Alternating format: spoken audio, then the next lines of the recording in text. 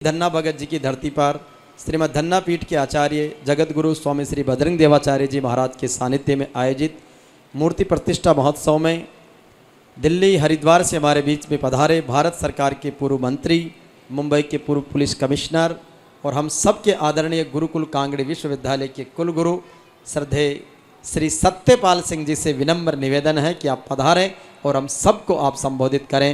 आदरणीय श्री सत्यपाल सिंह जी। ओम सन्नो मित्राय संवरुणाय सन्नो भवते अर्यम सन्नो इंद्रो बृहस्पति सन्नो विष्णु गुरु कर्म नमो ब्रह्मणे नमस्ते वायो त्वमेव प्रत्यक्षं ब्रह्मासि त्वमेव प्रत्यक्षं ब्रह्म वदिष्यामि ऋतं वदिष्यामि सत्यं वदिष्यामि तन्वावतु तन्वक्तारमवतु अवतु माम् अवतु वक्तारम्।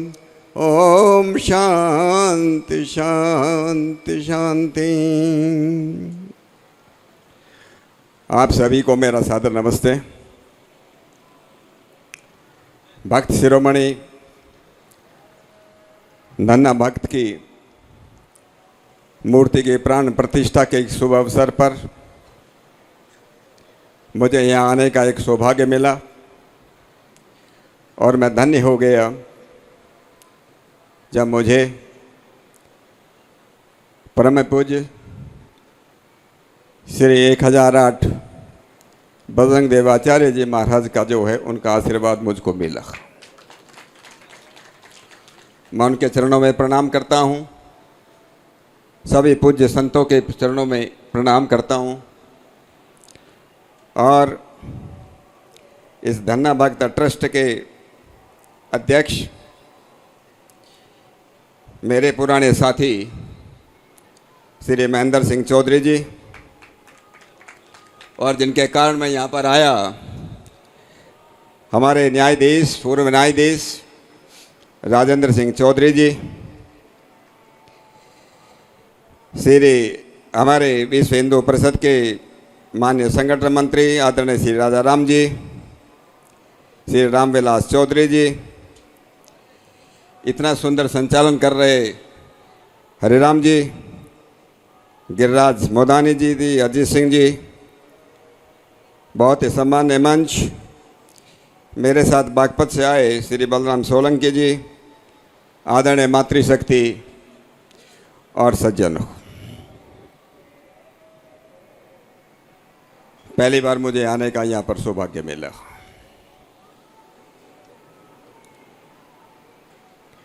यज्ञ में शरीक होने का भी मौका मिला। हजारों साल पहले बहुत लोगों ने कहानी सुनी होगी, यमाचार्य की मृत्यु आचार्य और नचिकेता की। नचिकेता ने 3 वर मांगे थे यमाचार्य से। एक वर था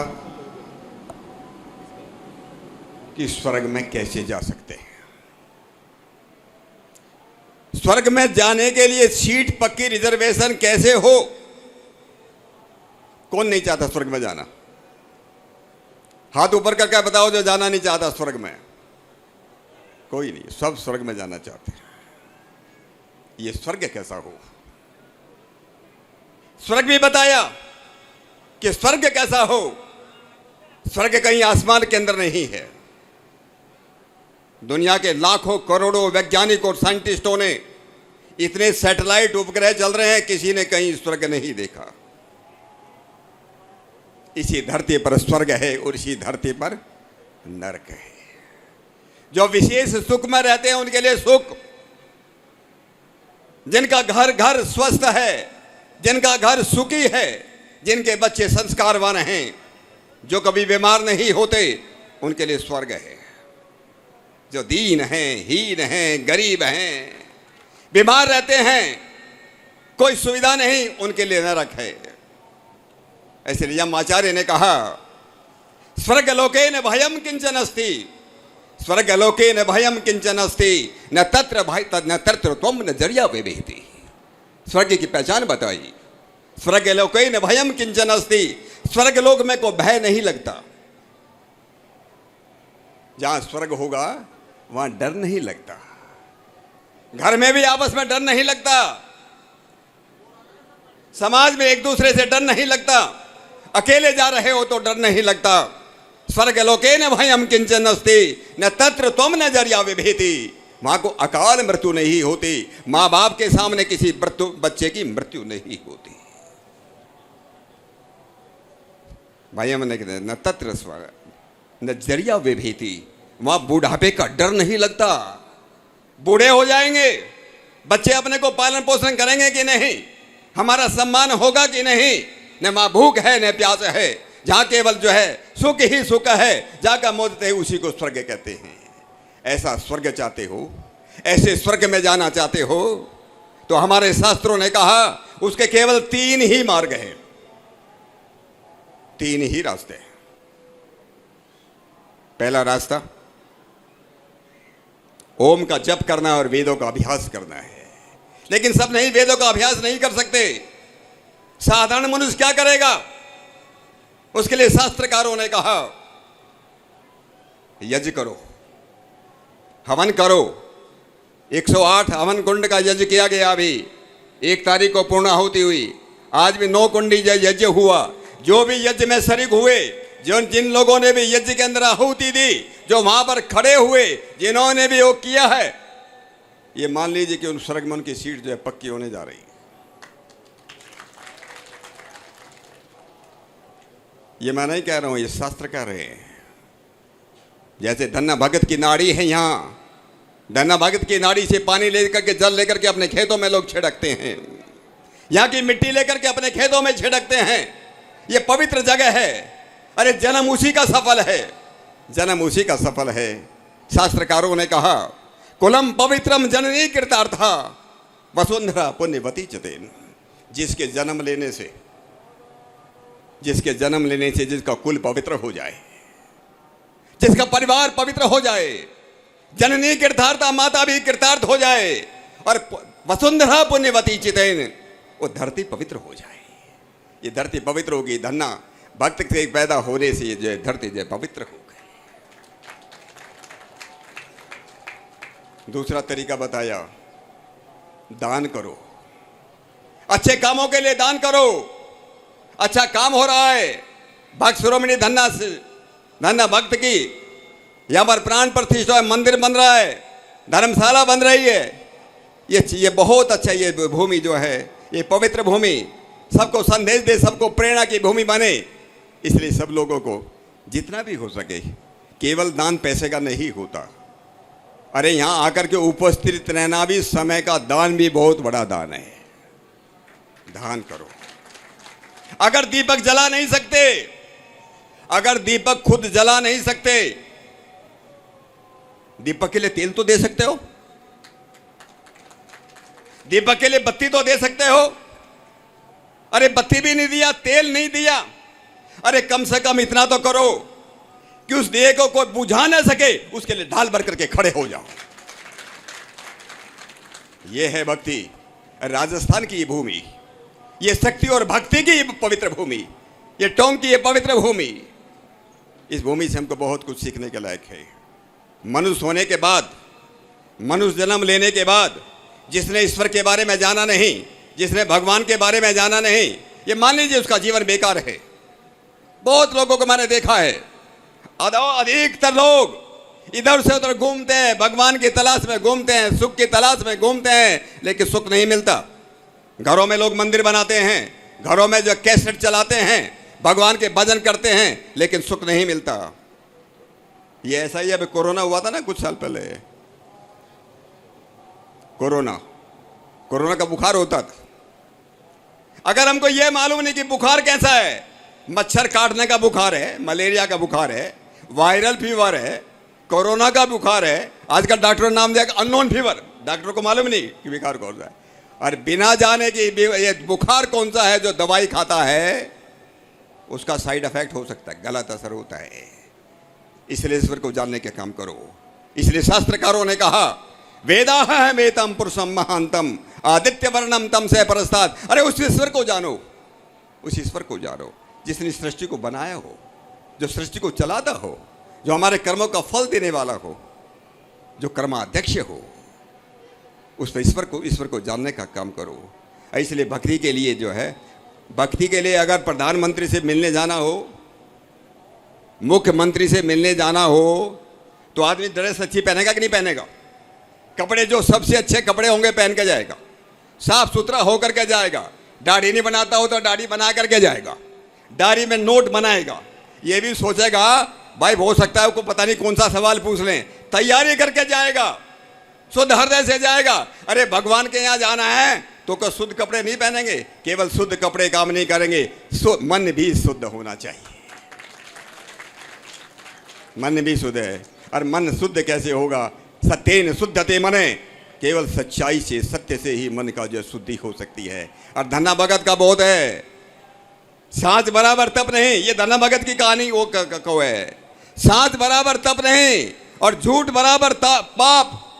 सांच बराबर तप नहीं और झूठ बराबर पाप। जाके हरदी सांच है ताकि हरदी आप। जिसके पास सच है उसी के पास परमात्मा है। नहीं तो कितनी भी पूजा करो, कुछ भी करो, शांति नहीं मिलने वाली, ईश्वर का भी दर्शन नहीं होने वाला। इसलिए अपने हृदय को साफ करो। यही परमात्मा की भक्ति है।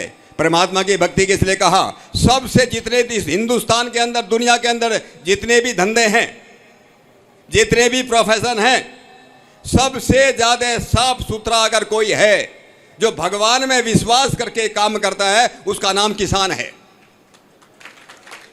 किसान भगवान में विश्वास करता है, अरे परमात्मा है ईश्वर, तेरी बारिश हो जाएगा, तेरा आशीर्वाद होगी, तेरा कृपा होगी तो मेरी खेती अच्छी होगी। वो सबसे ज्यादा विश्वास करने वाला, शुद्ध हृदय से विश्वास करने वाला अगर कोई व्यक्ति है, कोई धंधा है, उसका नाम किसान है। इसलिए धन्ना भगत जो है किसानी करते थे। हमारे शास्त्रकारों ने कहा राजाओं का राजा का नाम ही किसान है। एक बार पार्लियामेंट में डिस्कशन चल रहा था, चर्चा चल रही थी किसानों के बारे में। हमारे देश के माननीय कृषि मंत्री बोल रहे थे। उन्होंने कहा इस देश की 58% जनता, कितने प्रतिशत? 58, 5 और 8, 58% जनता खेती पर निर्भर करती है। ऐसा कौन बोला? देश का कृषि मंत्री। उसी दिन मुझे भी बोलने का मौका मिला पार्लियामेंट में। मैंने कहा सरकारी आंकड़े कहते हैं, सरकारी आंकड़े कहते हैं कि 58% लोग खेती पर निर्भर करते हैं, लेकिन जिंदगी के आंकड़े कहते हैं, एक सरकारी आंकड़े को जिंदगी के आंकड़े, जिंदगी के आंकड़े कहते हैं कि 100% लोग खेती पर निर्भर करते हैं। बिना किसान के दुनिया में, शहर में रहने वाला हो, जयपुर में रहने वाला हो, दिल्ली और मुंबई में रहने वाला हो, कितना भी बड़ा बिजनेस करने वाला हो, अगर किसान जो है अन्न पैदा नहीं करेगा, सब्जी और फल पैदा नहीं करेगा, कोई जिंदा नहीं रह सकता है। इसलिए सबसे बड़ा संदेश यह है कि हमारे किसान अच्छे हों। हमारे किसान अच्छे होंगे, धरती पर स्वर्ग होगा। इसलिए हमारी सरकार भी ऐसा कच्चा कर रही है। मोदी जी ने भी किसान सम्मान निधि शुरू की है। राजस्थान के अंदर भी जो 6,000 यहाँ 9,000 कर दिया। और हमारे प्रधानमंत्री जी तो कहते हैं अरे विकास भी होना चाहिए, विरासत भी सुरक्षित रहना चाहिए।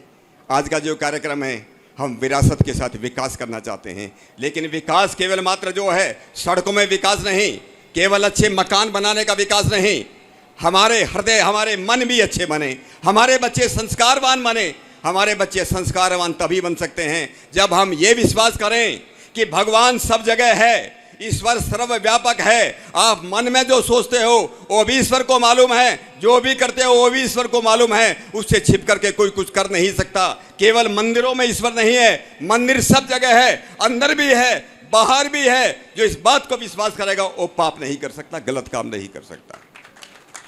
इसलिए आज का सबसे बड़ा संदेश यही है। यही भक्ति की भावना है। भक्ति की भावना यही है। जैसे ईश्वर सर्वव्यापक है, जर्रे जर्रे में मौजूद है, इसको मान करके चलो। अपने जितने भी काम है सारे को यत यत कर्म करोमि। आचार्य शंकर कहते थे यत यत कर्म करोमि तत्तद अखिलम संभो तव आराधनम। मैं जो भी करता हूँ सब तेरी आराधना है। अरे खेती करता हूँ ते भी परमात्मा तेरी आराधना, तेरी प्रार्थना कर रहा हूँ। मैं झाड़ू दे रहा हूँ ये भी प्रभु तेरी ही प्रार्थना है। मैं कपड़े धो रहा हूँ ये भी तेरी प्रार्थना है। मैं भोजन बना रहा हूँ, खाना बना रही हूँ, ये भी परमात्मा तेरी ही आराधना है, तेरी ही प्रार्थना है। जो व्यक्ति इस भावना के साथ जीवन में काम करता है उसके घर में स्वर्ग होता है, उसके परिवार में स्वर्ग बनता है, समाज में स्वर्ग बनता है। और ऐसा स्वर्ग बनाने का सपना जो है हमारे भक्त शिरोमणि धन्ना भक्त देखते थे, उसी के लिए हम सब लोग यहाँ पर आज उपस्थित हुए हैं। मुझे आने का यहाँ पर सौभाग्य मिला और पूज्य परम पूज्य बजरंग देवाचार्य जी का सब संतों का आशीर्वाद मिला। उनको मैं सादर प्रणाम करते हुए और ट्रस्ट के सभी अधिकारियों का आभार व्यक्त करते हुए, विशेष रूप से महेंद्र सिंह चौधरी जी, हमारे राजेंद्र सिंह चौधरी जी, आप सब लोगों का आभार व्यक्त करते हुए बात को मैं विराम देता हूँ। धन्यवाद, सबको नमस्ते।